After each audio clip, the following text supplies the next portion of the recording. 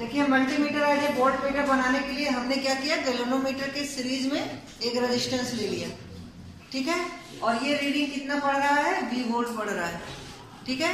अब इसका मतलब कि इस सर्किट में जो कैलकुलेशन है, या हमको जो रेजिस्टेंस की वैल्यू है, कितने वैल्यू का रेजिस्टेंस लगाए कि ये V वोल्टेज रीडिंग पढ़े, तो इसके लिए हम लोग क्या करेंगे, क्या करेंगे इसमें कैलकुलेशन, V वोल्ट दे रहे हैं, इसका मतलब कि यह V वोल्ट मिल रहा है, दोनों बात हो गई ना। इसका मतलब क्या है कि किसके इक्वल होगा, अगर IG करंट इसमें फ्लो हो रहा है तो voltage drop at this point and this point के इक्वल होगा। इसका मतलब क्या होगा, IG इंटू R और प्लस G इंटू IG, ये तो होगा। अब आप यहां से क्या कॉमन ले सकते हो, IG, तो ये क्या आएगा, R प्लस G, ये क्या आया V। इसका मतलब क्या है कि V बाई IG क्या ले सकते हो, R प्लस G। देखिए गैल्वेनोमीटर का जो इंटरनल रेजिस्टेंस है वो हमें पता है ना, और कितना फुल स्केल गैल्वेनोमीटर डिफ्लेक्शन होगा वो भी उसकी रीडिंग लिखी गई है, बात है समझ में। तो इसका मतलब हमको क्या पता करना है, R की वैल्यू पता करना है, तो V बाई IG और minus G equal to R, ये हो गया principle of the voltmeter from the galvanometer. यही क्वेश्चन पूछा जाएगा एग्जाम में। वेरिएबल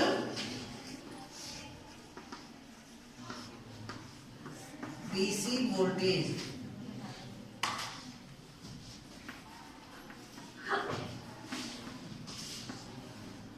तो इसके लिए हम लोग क्या करेंगे, अलग अलग वोल्टेज मेजरमेंट करने के लिए अलग अलग रेजिस्टेंस लगाएंगे। तो हम रेजिस्टेंस को पैरेलल कॉम्बिनेशन इस तरीके से लगा सकते हैं, और जो हमको कनेक्शन करना होगा उसको हम कनेक्ट कर सकते हैं।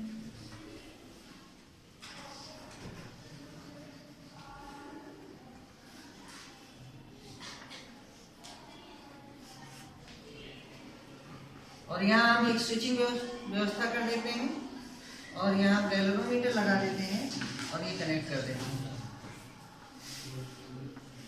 अब देखिए क्या होगा, मान लीजिए ये R1 हो गया, ये R2 हो गया, ये R3 हो गया, है ना।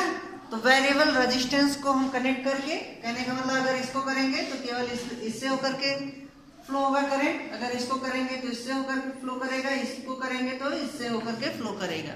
तो इसका मतलब क्या है कि अलग अलग रेजिस्टेंस से अलग अलग वोल्टेज ड्रॉप होगा। तो हमारा जो वोल्टमीटर है, जैसे मान लीजिए हमको मैक्सिमम वोल्टेज 5 वोल्ट चाहिए, मैक्सिमम वोल्टेज 10 वोल्ट चाहिए, मैक्सिमम वोल्टेज हमको 15 वोल्ट चाहिए, तो अलग अलग वैल्यू के रेजिस्टेंस को हम लगा करके गैल्वेनोमीटर के अलग अलग रेंज को निकाल सकते हैं, है ना। बना लीजिए डायग्राम।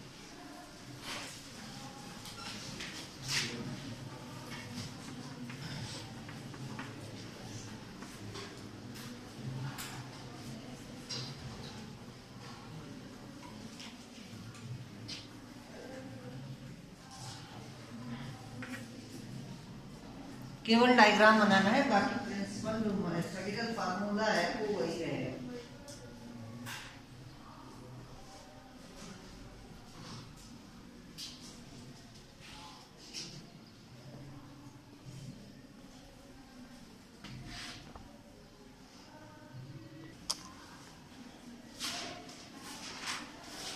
क्या किए हम लोग, एसी वोल्टेज मेजरमेंट करने के लिए क्या किए, डायरेक्ट मल्टीमीटर को हम लोग एसी सप्लाई नहीं दे सकते हैं, तो इसलिए एसी वोल्टेज मेजरमेंट करने के लिए गैल्वेनोमीटर को जो सप्लाई दे रहे हैं वो ब्रिज रेक्टिफायर से कनेक्ट करके, तो ब्रिज का जो आउटपुट होगा वो गैल्वेनोमीटर का, मतलब ये डीसी वोल्टेज या डीसी करंट आप बता सकते हो, है ना। मीन्स यहाँ जो आपका मिलेगा वो डीसी होगा, लेकिन यहाँ जो आप मेजरमेंट कर रहे हो वो क्या है, अल्टरनेटिंग होगा। अब देखिए अगर डिफरेंट वोल्टेज को हमको मेजरमेंट करना है तो हम डिफरेंट रेजिस्टेंस लगा करके मेजरमेंट कर सकते हैं, प्रिंसिपल वही रहेगा। ओके, देखिए अगर हम केसीएल लगाते हैं तो भी आप लिख सकते हो कि यहाँ जो करंट है तो वहां गुण बढ़ रहा है, तो इस फार्मूले से करेंगे। अगर हम वोल्टेज ड्रॉप निकालते हैं तो इसका मतलब क्या होगा, जो वोल्टेज ड्रॉप यहाँ होगा वही वोल्टेज ड्रॉप यहाँ होगा। आप जानते हो पैरेलल में जो वोल्टेज ड्रॉप होता है सेम होता है। तो हम ये प्रिंसिपल लेकर के चलते हैं, देखते हैं क्या होता है। I S into R S equal to क्या होगा, आई जी इंटू जी होगा। तो हम लोग क्या निकालते हैं, आई एस अपॉन आई जी निकाल लेते हैं यहाँ से। I S upon I G equal to क्या हो जाएगा, G upon R S. Okay, देखिए हमको ये ले आना, आई के रिस्पेक्ट में ले आना है। तो हम लोग क्या करेंगे, I S upon I G plus 1 अगर कर दें और G upon R S plus 1 कर देंगे तो कोई अंतर नहीं। इसका मतलब ये हुआ कि I S plus I G upon I G equal to G plus R S upon R S. कोई समस्या? इसका मतलब क्या है, आई एस अपॉन आई जी को हम क्या ले सकते हैं, आई ले सकते हैं। तो implies that this equation becomes I upon I G equal to G plus R S upon R S.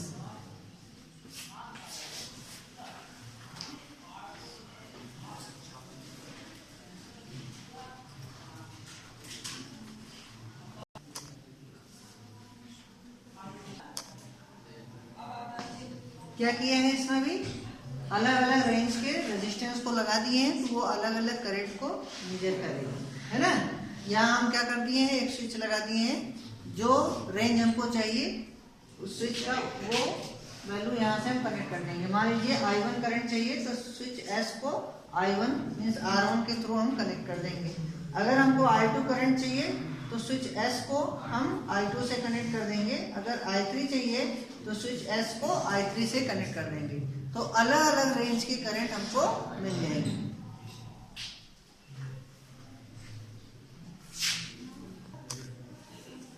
AC under measurement, RMS value of AC under measurement, बात है समझ में। इसका मतलब क्या है कि AC करंट मेजरमेंट करने के लिए हमको क्या करना पड़ेगा, AC वोल्टेज को पहले ब्रिज रेक्टिफायर में कनेक्ट करना पड़ेगा। ब्रिज रेक्टिफायर क्या करेगा, AC वोल्टेज को DC वोल्टेज में कन्वर्ट करेगा या करेस्पॉन्डिंग आप कह सकते हो करंट में कन्वर्ट कर देगा। तो हम अलग अलग करंट मेजरमेंट करने के लिए गैल्वेनोमीटर से जो कनेक्टेड है अलग अलग रेंज की रेजिस्टेंस से कनेक्ट कर देंगे और अलग अलग करंट रेंज हमको मिल जाएगा। ओके, एक क्वेश्चन इसमें और बचा है, multimeter as a ohmmeter, ये टॉपिक